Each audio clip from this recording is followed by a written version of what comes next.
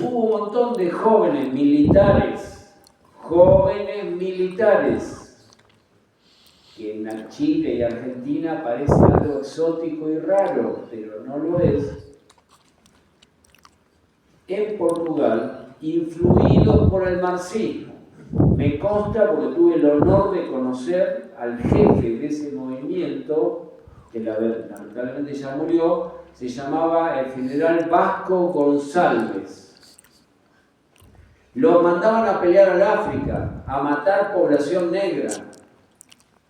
Bueno, estos generales fueron influidos por los marxistas y dijeron basta de ir al África a matar población negra. Nos vamos a rebelar. ¿Quién gobernaba Portugal? El fascismo. Una dictadura de las más largas de Europa, que comienza en la época de Franco y sigue hasta la década del 70. Estos generales se rebelan y hacen un levantamiento que, como fue entre comillas pacífico, y había unas vendedoras de flores que apoyaron ese levantamiento contra el fascismo y le pusieron a los tanques flores en los cañones, se conoció como la Revolución de los Claveles. Si lo buscan en internet, la Revolución de los Claveles, 25 de abril. Los militares marxistas, apoyados por todo el pueblo y por la gente joven, tiran abajo a la dictadura fascista en Portugal, que era de lo último que quedaba del fascismo en aquella época en Europa Occidental. Entonces, en África, que es tu pregunta, muchos movimientos insurgentes aprovechan que por fin tiran abajo la dictadura colonialista y fascista en Portugal y declaran la independencia. Uno de los primeros es Angola, y Guinea-Bissau, y Cabo Verde, etc. Mozambique.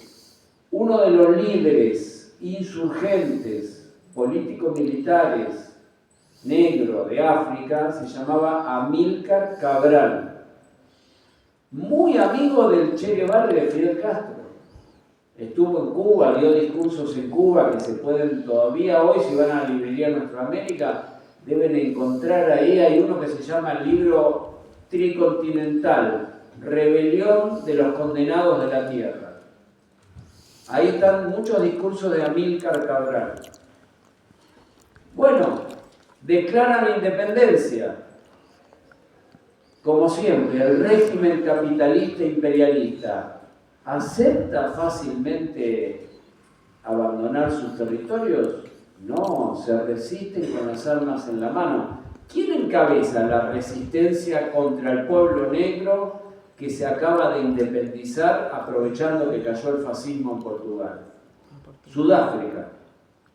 Sudáfrica era un país con un 90% de población negra y un 10% de blancos, fachos, de origen inglés y holandés. Esos son los africanos. Y tenían un régimen donde la población negra estaba reducida a guetos. Y no podía ir a la misma escuela que un blanco, no podía tomar el mismo autobús que un blanco. Entonces entran en guerra y el ejército sudafricano invade Angola para sofocar la independencia del pueblo negro. Entonces Fidel Castro, al que muchos acusaban de ser un burócrata, estos que en Argentina tienen la hegemonía hoy, mis amiguitos de la izquierda argentina, el burócrata Fidel Castro, siempre dijeron el Che Guevara era un internacionalista en serio, en cambio Fidel era un burócrata, que solo quería la cuestión en Cuba y no ayudaba a nadie. Resulta que al Che ya lo habían matado en Bolivia hacía más de 10 años. Y Fidel, ¿sabe cuánta gente mandó a pelear al África? 450.000 cubanos y cubanas. Pero no los mandó de manera obligatoria, era voluntario. El que se enrolaba iba a pelear al África, en defensa de los pueblos negros. 370.000 eran combatientes. si no recuerdo mal las cifras. Y 80.000 eran médicos, médicas, enfermeros, enfermeras, maestros, maestras, ingenieros. En total 450.000. Para un país como Cuba, que no llegaba ni a 10 millones en total, mandó una porción importantísima de su población. Y entran en guerra. ¿Quién gana la guerra? Las tropas de Angola y las tropas cubanas le ganan la guerra a Sudáfrica.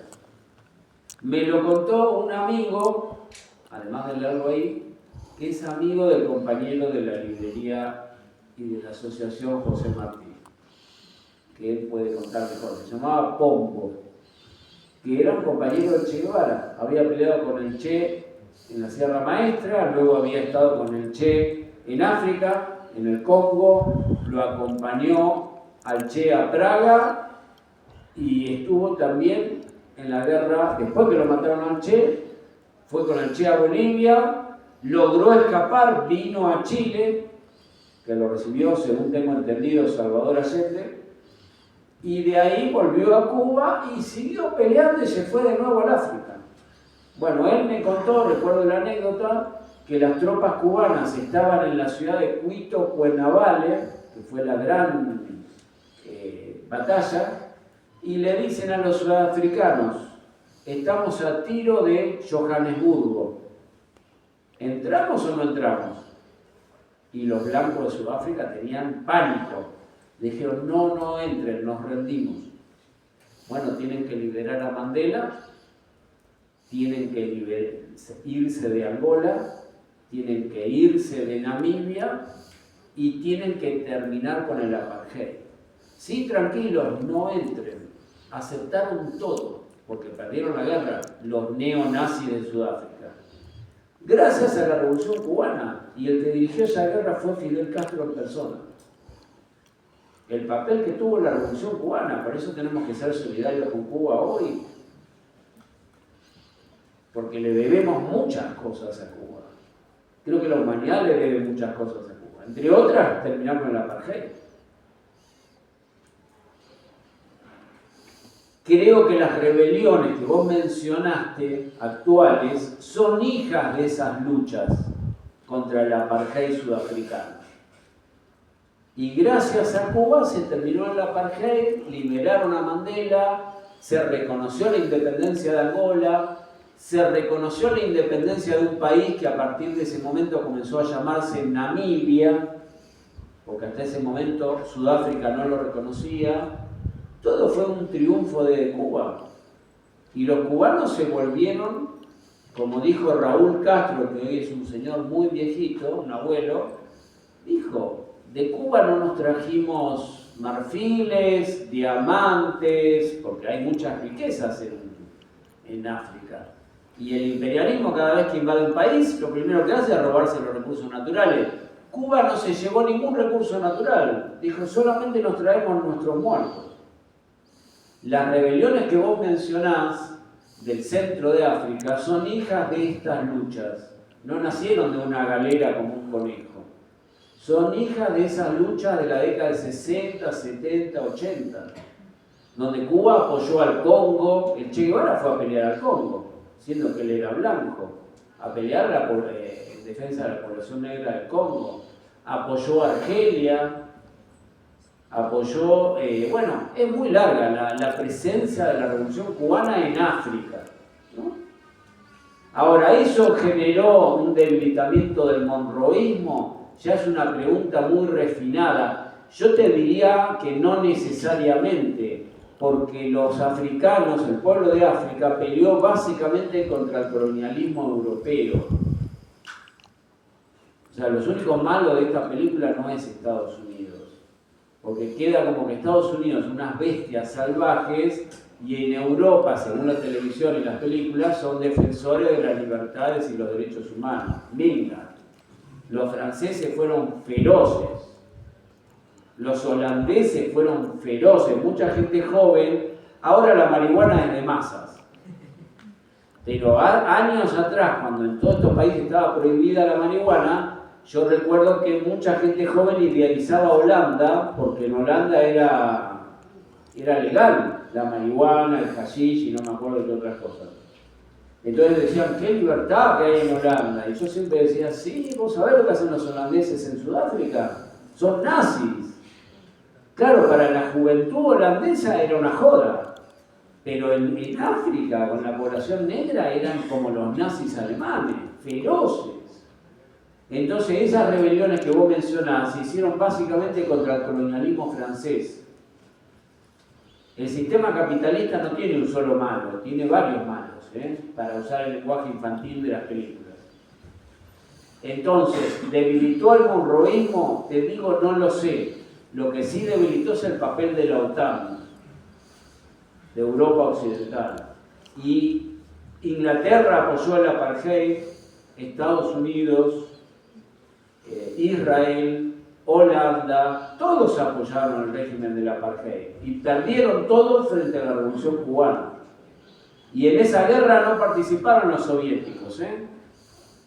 La llevó a cabo solamente el pueblo de Angola, el pueblo de Namibia, la propia población negra de Sudáfrica y las tropas cubanas. Decir que no hay tiempo, pero el compañero de la Asociación Martín, Rodrigo, te lo podría contar, lo conoce creo que mucho mejor que yo. Porque además él era amigo de Pombo, que era uno de los generales negros. Yo lo conocí, un hombre del pueblo, sencillo, humilde, para nada un jerarca militar, y estuvo en todas estas guerras de liberación. La última pregunta, yo no soy un detective, ni un agente de inteligencia. Entonces, ¿cómo puedo averiguar quién financia, igual que ustedes, buscando en internet? Los servicios de inteligencia tendrán fuentes exclusivas. Los detectives no sé cómo harán. Lo poco que yo averigüé, lo busqué en internet, ustedes lo pueden buscar también. ¿Quién financia a estos personajes? No es tan difícil, porque si se meten en la fundación Open Society Foundation, Fundación Sociedad Abierta de Soros, ahí te dice a quiénes le dan la plata. Es de acceso público. Si se meten en el sitio web de la Fundación Ford Foundation, ahí te dicen a quién le dan el dinero. Así es de lo que yo averigüé. Si se meten en la Fundación Friedrich Ebert de Alemania, ahí te dicen a quién le dan el dinero. Al menos lo que te dicen en público, ¿no? Yo sé que a Rothbard, el maestro del presidente argentino, el último representante de la escuela austríaca, que si los primeros empezaron en Viena, este terminó en Las Vegas, por eso te digo, mirá el nivel como decayó, en una ciudad de casinos y prostitución, parece un chiste mal gusto. A él lo financiaba una empresa de petróleo, los hermanos Koch se escribe, K-O-S-C-H. Pero todo eso yo lo averigüé por internet, o sea, no te puedo aportar a los dos, les digo, que preguntaron, yo no tengo una información exclusiva. Es lo mismo que pueden averiguar ustedes si se meten a buscar en internet. ¿Quién financia a esta gente? Después también te puedo decir un dato muy cotidiano. Los libros que yo usé para escribir ese libro contra la escuela austríaca los publicó la editorial Unión Editorial de Madrid.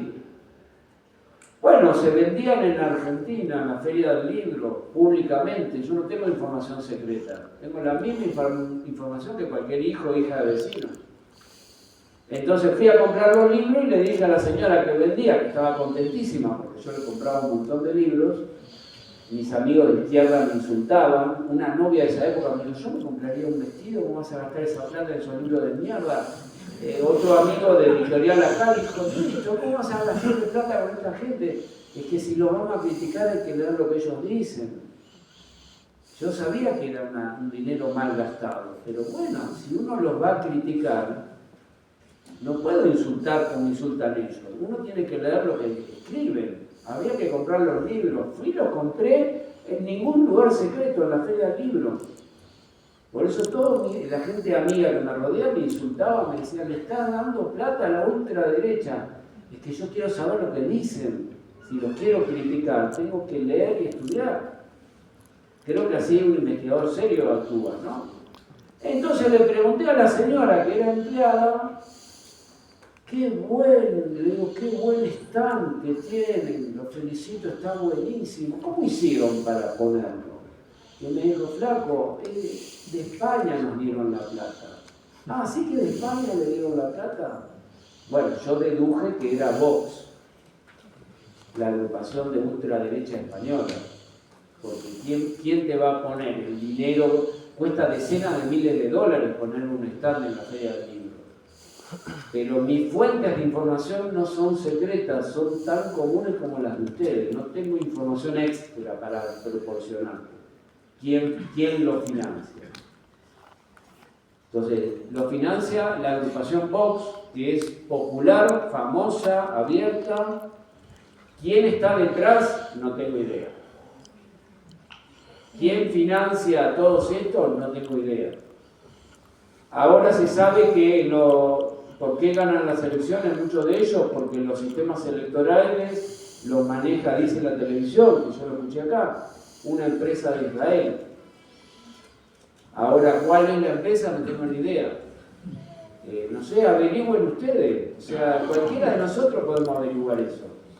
Hasta un límite, ¿no? Yo no tengo información secreta. Es la información que está al acceso de todo el resto de la población. Muchas gracias. Vamos a abrir un nuevo espacio para que